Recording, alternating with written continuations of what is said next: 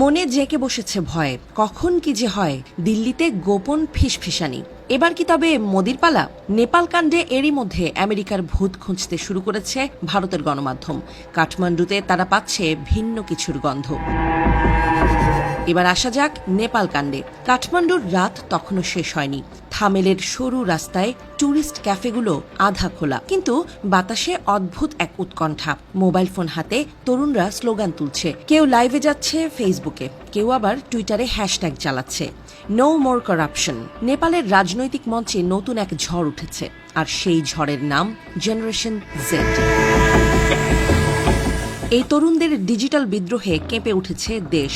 এতটাই কেঁপেছে যে প্রধানমন্ত্রী কেপি শর্মা ওলি ও তার মন্ত্রিসভা হঠাৎ করেই পদত্যাগ করেছেন। সরকার প্রায় ভেঙে পড়েছে। দেশ জুড়ে তৈরি হয়েছে অস্থায়ী অন্তর্বর্তী সরকারের প্রয়োজনীয়তা।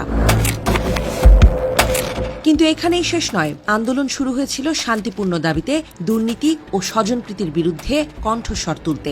অথচ 2 দিনের মধ্যেই সেই প্রতিবাদ পরিণত হল অরাজকতায়, সহিংসতায়।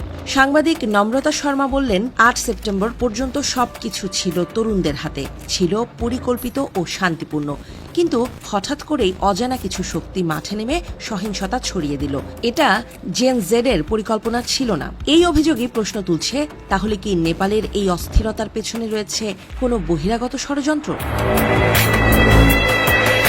ঘটনাটি শুনলেই অনেকেরই মনে পড়ে যায় ঢাকার রাস্তাগুলোর দৃশ্য। 2024 সালের অগস্টে বাংলাদেশে কোটা সংস্কার আন্দোলন শুরু হয়েছিল শিক্ষার্থীদের হাত ধরে। পরে তার রূপ নেয় সরকারের বিরুদ্ধে সর্বাত্মক বিদ্রোহে। শত শত প্রাণ হারানোর পর শেখ হাসিনা দেশ ছেড়ে পালাতে বাধ্য হন, আর নোবেলজয়ী মোহাম্মদ ইউনূসের নেতৃত্বে গড়ে ওঠে অন্তর্বর্তী সরকার। সেনাবাহিনী তখন মধ্যস্থতাকারীর ভূমিকা নেয়। আরও পেছনে তাকালে মনে পড়ে শ্রীলঙ্কার 2022 সালের আন্দোলন। বিদ্যুৎ সংকট, তীব্র মূল্যস্ফীতি আর জ্বালানির অভাবে ক্ষুব্ধ মানুষ সোজা রাষ্ট্রপতির প্রাসাদে ঢুকে পড়ে। শেষ পর্যন্ত গোটাবায়া পাকসেকে দেশ ছেড়ে পালাতে হয়। সামাজিক যোগাযোগ মাধ্যম তখনও নিষিদ্ধ হয়েছিল, কিন্তু মানুষজন প্রতিবাদের পথ থামায়নি।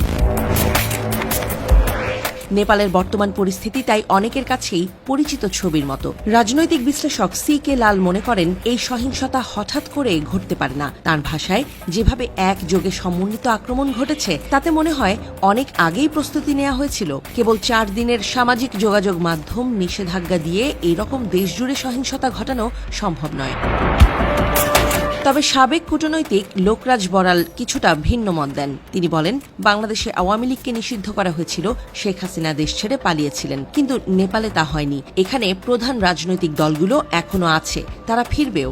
তবুও তিনি স্বীকার করেন, বাইরে থেকে কেউ না কেউ সুযোগ নিতে পারে। নম্রতা শর্মা আবার মনে করিয়ে দেন নেপালের ভৌগোলিক অবস্থান। উত্তরে চীন, দক্ষিণে ভারত, 2 মহাশক্তির মাঝখানে আটকে থাকা ছোট্ট দেশ। এর ওপর পশ্চিমা দেশগুলোর কৌশলগত নজরও রয়েছে সবসময়। তার মতে, এই ভূ রাজনৈতিক বাস্তবতা নেপালকে সবসময়ই ভঙ্গুর করে রেখেছে। ভারতের শঙ্কাও এখানে। দিল্লি মনে করছে, কাঠমান্ডুতে বসেই কেউ হয়তো ভারতের সর্বনাশ করতে চায়। সেই সাথে তারা মেলাচ্ছে ওয়াশিংটনের সাম্প্রতিক কর্মকাণ্ডের হিসাব নিকেশও। অভ্যন্তরের ছোটখাটো কিছু আন্দোলন ভারতের শঙ্কাকে আরও তীব্র করছে।